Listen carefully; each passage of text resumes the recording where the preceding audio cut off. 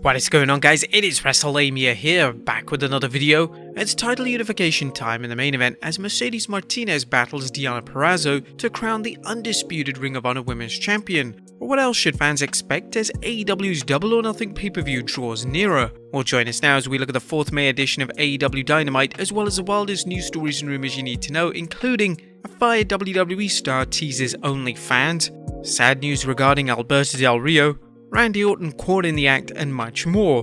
Be sure to subscribe and hit that notification bell for daily wrestling videos, and follow us on Facebook for exclusive lists. Also be sure to check out our other non-wrestling channel Incredible and Wrestlelamia.co.uk for the latest news and rumours.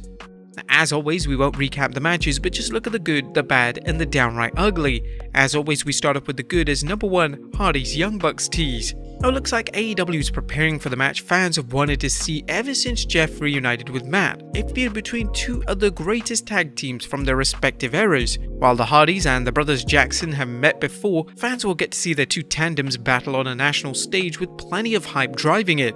Granted, the Hardys aren't the team they were in the 90s, as it's kind of a miracle that either man is still walking, let alone wrestling. They continue to defy physics and father time. Like most must-see programs, AEW is taking its time, but they're also avoiding the trap of waiting too long to put the program into play. According to Dave Meltzer, fans should expect the two teams to tussle at Double or Nothing. Number 2, the return of Big Cass. Now, it was fantastic to see the return of Morrissey, aka former WWE superstar Big Cass, to the national stage. Morrissey, who's been doing excellent work in Impact Wrestling, looks better than ever, and his fans are undoubtedly thrilled with his recovery from personal demons. Although Morrissey counted the lights for Wardlow, he didn't go out looking like a punk, and we hope to see more of the big man in AEW. Number 3, how does he do it? And Wardlow is an example of what happens when the fans get behind a talented wrestler and a promotion runs with the grassroots support. Wardlow gets over more every week, and no matter how many times we say it, it's worth repeating. The man is a genuine star with the potential to become a megastar. As repetitive as his clashes with security should be, he still makes them riveting. Number 4, Adam Page's slow turn. It looks like AEW is handling the problem of booking two babyfaces against each other in its upcoming AEW World Heavyweight Championship match by slowly turning Hangman Adam Page heel against CM Punk.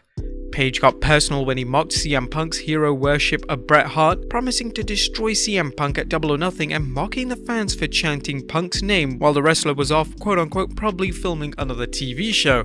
However, the turn has a pitfall awaiting as AEW needs to develop why Page is turning heel, or it'll look like a bad case of avoiding a babyface versus babyface match by turning one heel with little build-up. Number 5, Top Tier Lucha. Our last night's bout between Dante Martin and Rey Fenix served as a reminder of how the Owen Hart Cup tournament has opened the door for many excellent wrestlers. Both men wrestled their hearts out, stealing the show, and this is the type of match AEW should main event Rampage with, rather than the usual array of C-list crap. And number 6, doubling down at Double or Nothing. Now, AEW just upped the ante for its Owen Hart tournament at Double or Nothing with the introduction of a wildcard entrant to battle Samoa Joe as a Joker. AEW's history of surprise returns at debuts is a good one, and fans are already talking about who the Samoan Submission Machine's mystery opponent will be, the exact reaction AEW wants. Could it be the debut of Cesaro, the return of Miro? Let us know in the comments down below on who you think it is.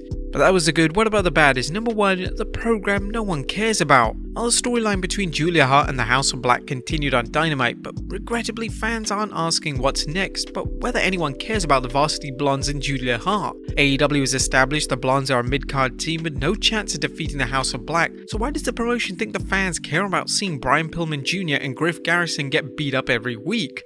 The Varsity Blondes are nothing more than a prop for the Death Triangle vs House of Black feud, and as for Julia Hart, what looks like a slow heel turn and alliance with House of Black has been dragging out for so long that it's just become stale.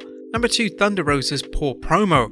Thunder Rosa is a terrific wrestler with an exotic look and the moves that keep fans entertained. Unfortunately, she's also severely lacking in her mic skills. This also could have been the problem with Serena Deeb, as just nothing flowed in the promo they had last night. Number 3, auto-booking the mid-card. Dynamite's mid-card was a mixed bag this week as it featured some excellent wrestling but was undeniably repetitive. How many times does AEW need to do segments where babyfaces are getting beat down due to a numbers game, and while all 3 members of the Blackpool Combat Club are fantastic workers, when are they going to get any serious competition? I well appreciate AEW taking its time with storylines, but auto booking the mid-card isn't always a slow build. Sometimes it's just a sign of booking their show, or at least the mid-card on autopilot. And number 4, a main event miss. This week's main event didn't quite hit, as we're skeptical about Tony Khan's booking a Ring of Honor women's match in Dynamite's main event. While it's apparent that Khan wants to introduce Ring of Honor to AEW fans when he launches Ring of Honor as its own promotion, AEW has enough trouble getting its women's division over, so why confuse the fans with wrestlers from another promotion, especially when you book them in the main event? Both women put in a solid performance, but the fans' reaction showed a palpable lack of interest. Now, there was nothing downright ugly about this week's show, but it was a step down from the last few weeks, as a weak main event and some repetitive storylines sapped some of Dynamite's vitality. While every week can be a winner, AEW has the talent to put off strong shows every week, and here the booking wasn't up to the usual standards. What do you guys think of Dynamite this week? Let us know in the comments down below. Now let's move on to the news.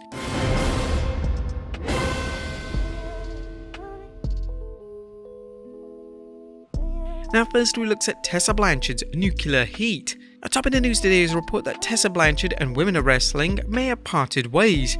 Blanchard, a super talented star but one with a reputation for generating nuclear level heat backstage, seems to have trouble finding work in any major promotion, and if this story pans out, it'll be another example of why. When WoW announced her involvement, some fans were happy while others wondered how long she could coexist. Now Fightful's Sean Ross Sapp is reporting, WoW talent have claimed to Fightful Select that Tessa Blanchard recently had a falling out with the company and her status is uncertain. The Sportster's Jim Parsons noted, one source alleges that Blanchard tore into wrestler Samantha Sage during an acting class, and another talent spoke about how uncomfortable it was. We'll let you know more as the story develops. Next up, did Impact change the ending for Wardlow vs Morrissey match?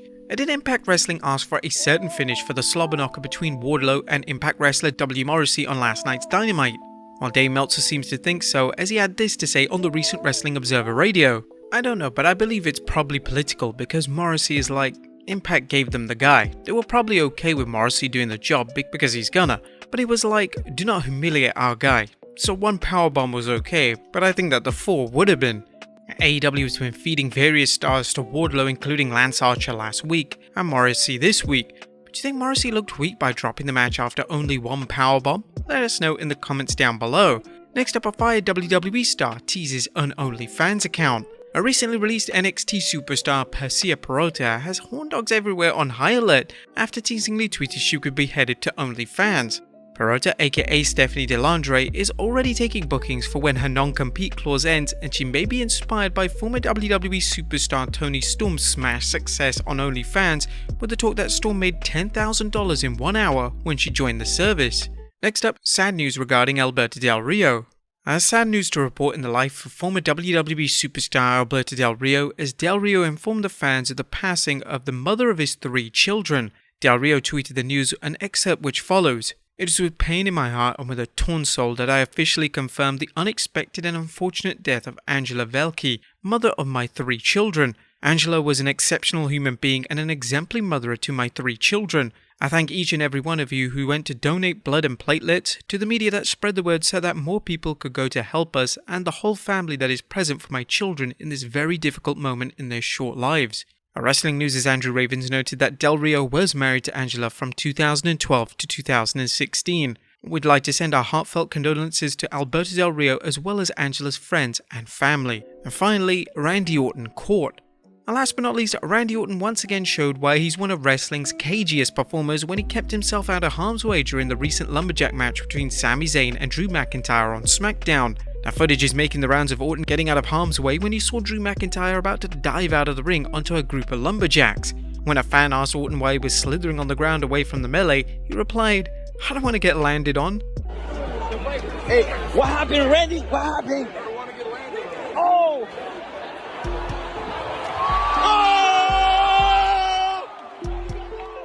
While Orton has gone without injury during his 2 decades in WWE, his methodical work style has helped him avoid the many injuries suffered by some of his colleagues, and at the age of 42, he shows no sign of ending his career anytime soon.